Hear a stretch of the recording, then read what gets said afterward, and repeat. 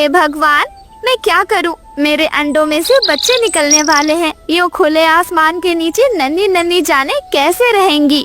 भगवान जी कृपया हमारी मदद करो। हम पक्षी तो बारिश की भी दुआ नहीं कर सकते। हमारे घोंसलों में पानी भर जाएगा। अगर घोंसलों में पानी भर गया तो मेरे तो अंडे ही खराब हो जाएंगे। भगवान जी कृपया कोई रास्ता निकालो और मेरी मदद करो। रानो चिड़िया अपने 7 अंडों को अपने पंखों में छिपा लेती है। मेरे बच्चों, तुम्हारी मम्मा तुम्हें कुछ भी नहीं होने देंगी। देखना आप, भगवान जी हमारी मदद जरूर करेंगे। आपको मैं एक सुरक्षित घर जरूर देकर रहूंगी। तुम्हारे अंडों में से निकलने से पहले पहले मैं तुम्हारे लिए मजबूत और ठंडा घर बनाऊंगी मेरे बच्चों। कालू कौवा और गोरी कौवी पेड़ पर बैठे हुए रानो चिड़िया की सारी बातें सुन रहे थे। गोरी, देखो तो जरा, रानो चिड़िया की बातें ऐसे कह रही है कि अंडों में से निकलने से पहले पहले उसके लिए बढ़िया सा घर बनाएगी जिसमें बारिश भी नहीं होगी, ना ही गर्मी लगेगी, ठंडा ठंडा घर। कालू जी सपने देख रही है ये छोटी चिड़िया। एक अरसा हो गया, अभी तक सूखे घोंसले के अलावा कुछ नहीं नसीब हुआ इसे। अब क्या कोई परी आकर इसकी मदद करेगी? सही कहा गोरी, पागल हो गई है ये रानो। कालू जी क्यों ना इसके अंडों को हम चुरा लें? और मेरी चोंच से तो पानी आ रहा है। जब ये अंडे देने वाली थी, जब से मैं बस इसके अंडों का ही इंतजार कर रही थी। कालू जी, गोरी, अगर छोटी चिड़िया को पता चल गया कि हमने इसके अंडे चुराए हैं तो हमारे पंख नोच कर फेंक देगी, पूरे जंगल में गाना गा देगी कि हम चोर हैं। उसके बाद जंगल के पक्षी हमें निकाल देंगे गोरी। हाँ हाँ कालू जी, लेकिन मेरे पास इससे भी अच्छा प्लान है। आप मेरी बात तो सुने। प्लान? कौन सा प्लान गोरी? बताओ, क्या करें हम ऐसा कि ये चिड़िया के अंडे भी मिल जाएं और कोई हमारा पर भी ना भागा कर पाए? कालू जी, वो जो लोमड़ी रहती है ना, उससे जाकर कहते हैं, उसे बताएंगे हम चिड़िया के अंडों के बारे में। जब वो चिड़िया के अंडे चुराएगी उसमें से कुछ हिस्सा तो हमें दे ही देगी। हाँ हाँ गोरी, ये मेरे दिमाग में क्यों नहीं आया? तुम बिल्कुल सही कह रही हो। छोटी चिड़िया ने तो बहुत सारे अंडे दिए हैं। अरे अगर 5 अंडे उसने खा लिए और 2 हमें दे दिए तब भी हमें मजा आ जाएगा गोरी। चलो चलो चलकर उससे बात करते हैं। और फिर कालू कौवा और गोरी कौवी दोनों उड़ते हुए सीधे लोमड़ी की गुफा की ओर चले जाते हैं। अरे अरे कालू गोरी, कैसे आना हुआ तुम्हारा? जितना मैं तुम्हें जानती हूँ, बिना मतलब के तुम अपने पर भी नहीं हिलाते। जरूर कोई ना कोई मकसद से आए हो। चलो चलो अब जल्दी बताओ, क्या चाहते हो? कोई अच्छी खबर लाए हो या बुरी? अरे अरे लोमड़ी बहन, बुरी खबर भगवान ना दिलवाए किसी से। खैर, मैं तो एक बहुत अच्छी खबर लाई हूँ। मेरे पेड़ के बगल में छोटी चिड़िया का घोंसला है। छोटी चिड़िया ने उसमें पूरे 7 अंडे दिए हैं। हमने तुम्हें ये खबर दी, इसके बदले तुम हमें बस 2 अंडे दे देना। बाकी बात रही बाकी के 5 अंडों की, वो तुम्हारे होंगे। अगर सौदा मंजूर हो तो बोलो। अरे मैं जानती हूँ, बिना मतलब के तुम अपना पर नहीं हिलाने वाले। 1 नंबर के कमीने हो दोनों। खैर, मुझे सौदा मंजूर है। बताओ किस वक्त चिड़िया अपने अंडों के पास नहीं होगी?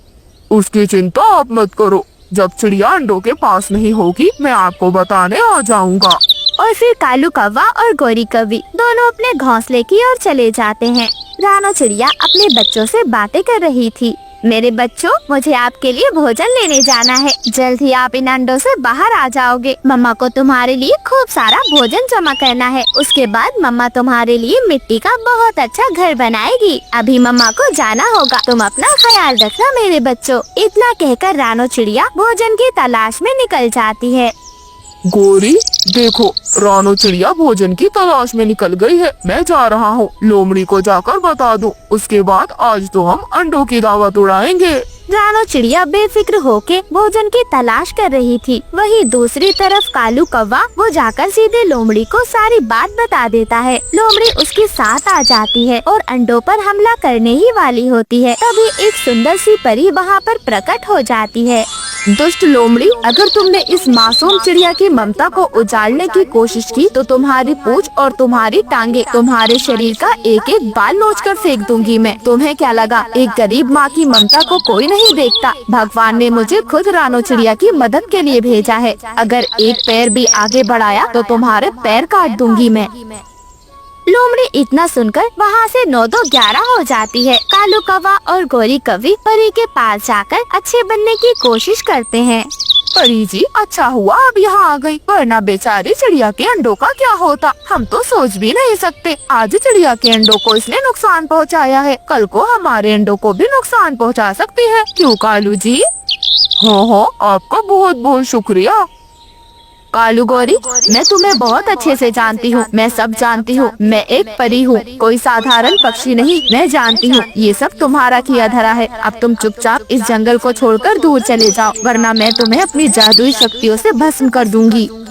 नहीं नहीं परी जी, चले जाएंगे, बहुत दूर चले जाएंगे हम।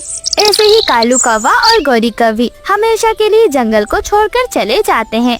रानो चिड़िया जब घोंसले में वापस आती है तो उसके घोंसले के पास एक बहुत ही सुंदर सा मिट्टी का घर बना हुआ था। हे भगवान, यहाँ ये मिट्टी का घर किसने बनाया? और मेरे अंडे और मेरे बच्चे, हे भगवान, मेरे बच्चे और मेरे अंडे सुरक्षित तो है ना? इतना कहकर रानो चिड़िया उस मिट्टी के घर के अंदर चली जाती है।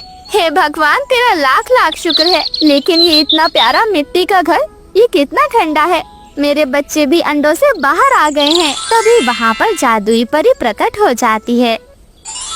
रानो, ये तुम्हारी ममता का फल है, तुम्हारी ममता सच में बहुत गहरी है, इसलिए भगवान ने मुझे खुद तुम्हारी मदद करने के लिए भेजा है। ये जादुई घर मैंने तुम्हें दिया है, इसमें तुम्हें कभी किसी चीज की कोई कमी नहीं होगी।